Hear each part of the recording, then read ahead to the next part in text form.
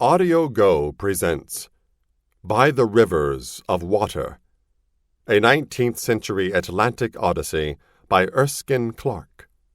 This book is read by Myron Willis.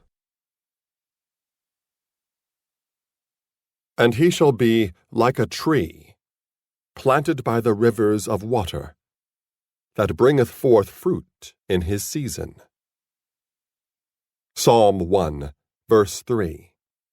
King James Version. Preface. By the Rivers of Water is a history set in the midst of a 19th-century Atlantic world. It is a story of a strange odyssey by a young white couple from the Georgia and South Carolina Low Country, who left plantation homes and the elegant little city of Savannah and sailed ocean highways to West Africa. There they lived for 17 years, first in a cottage above the pounding surf at Cape Palmas, and later in a cottage by the broad waters of the Gabon estuary.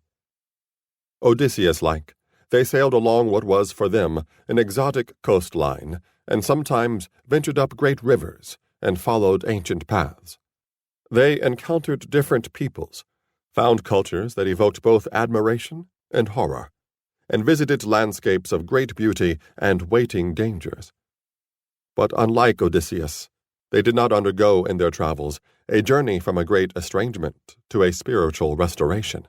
This was no odyssey from a war-torn city to a longed-for home. Rather, their odyssey was a journey into a wider world and into an expansion of the human spirit.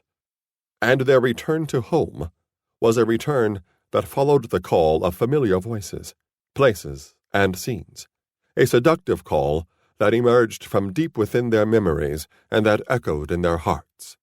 They returned because they were unable to resist the voice of a beckoning southern homeland, unable to ignore the call of those who had loved them since their childhood, unable to abandon those who were waiting at home for them.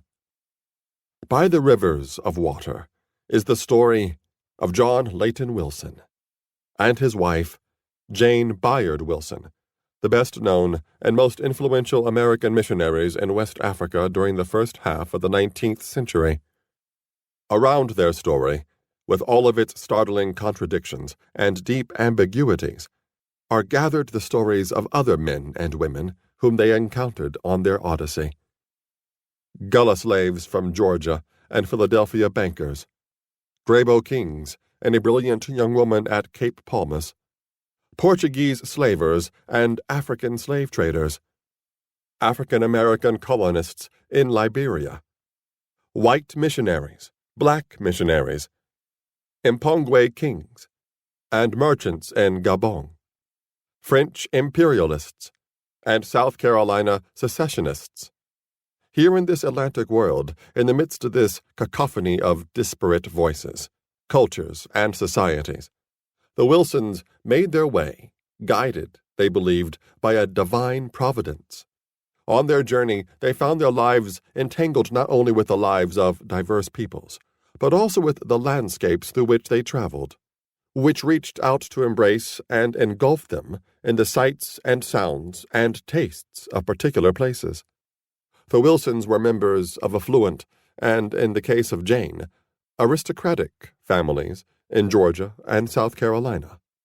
Their grandfathers had been officers in the American Revolution: Major General Lachlan McIntosh, Colonel Bubenheim Bayard, and Captain John James, son of Major John James.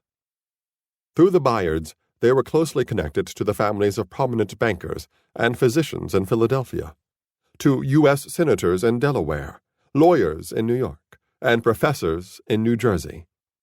Through the Wilsons, they were part of a dense network of increasingly prosperous planting families who, through the labor of their slaves, were turning Sumter County in South Carolina into one of the wealthiest regions in the nation.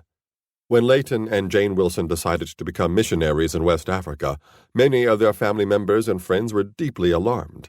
The Protestant missionary movement was young, and to many of the Wilsons' contemporaries, their decision to become missionaries appeared quixotic, if not fanatical.